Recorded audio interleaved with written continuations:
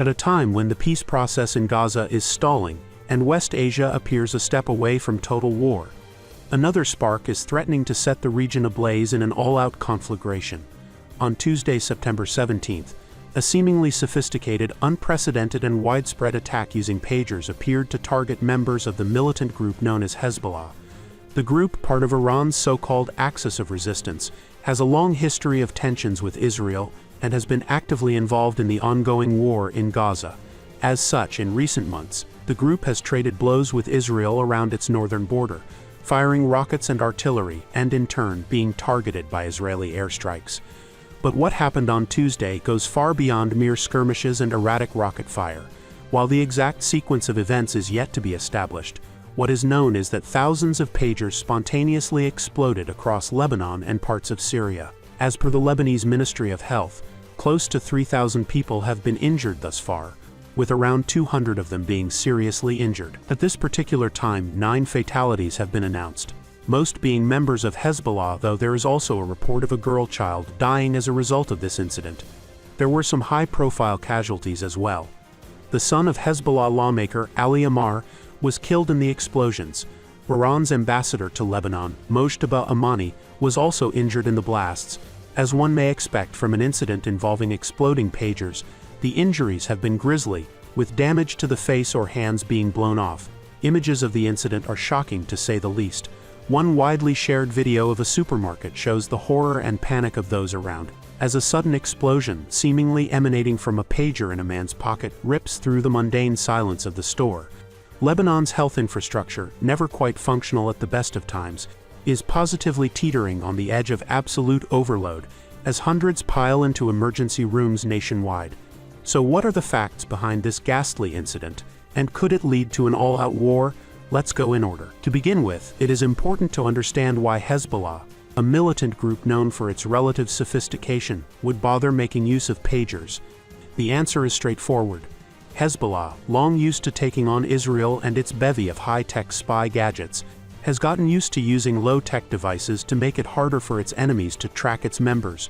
Just 6 months ago, the leader of Hezbollah directly asked the group's members to do away with their mobile phones, with Nasrallah labeling such devices as Israeli collaborators. And so the group turned to pagers as a way of maintaining a low-tech, tight-knit network that cannot be easily infiltrated. This is one of the reasons why this incident is so significant. If Israel is indeed responsible for this incident, as Hezbollah claims, then the militant group must face the paranoid reality that its network has been infiltrated. And depending on which theory one believes, the scale of this infiltration is staggering. At present, there are 2 major theories about the attack. The first one states that this incident happened as a result of a cyber attack, one that somehow caused the lithium batteries of the pager devices to overheat and explode. However, this theory has not been given much credit by experts who note that the explosions that have been seen and described are simply too large to have been caused by exploding batteries. This is where the second and more prevalent theory comes in. This one holds that an attacker, possibly Israel, managed to infiltrate the supply chain for these pagers and then physically tampered with the devices, possibly by adding small quantities of explosives. According to an anonymous Lebanese official quoted by AP, Hezbollah recently acquired these pagers, though no specific manufacturer has been mentioned. If indeed Israel is involved, the attack was likely planned well in advance, and with such secrecy that Hezbollah, a group with some experience of Israel's cloak and dagger tactics, was caught off guard.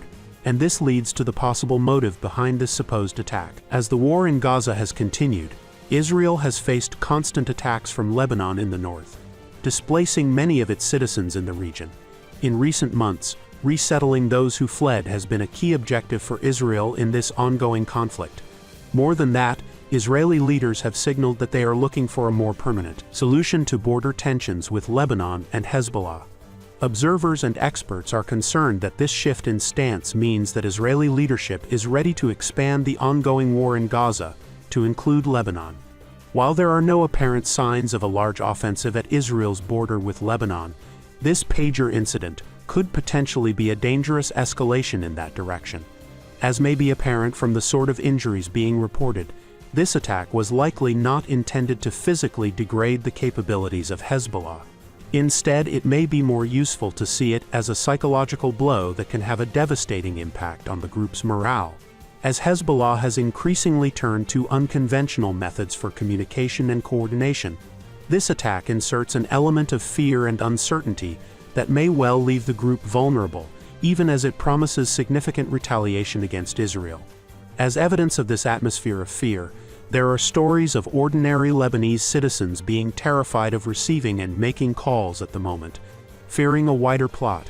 Will this ultimately lead to a regional war? That remains to be seen, with the region on edge and the UN warning of an extremely concerning escalation.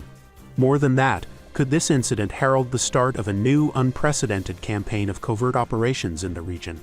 That too remains to be seen. Do tell us what you think about this video in the comments section and subscribe for more international news.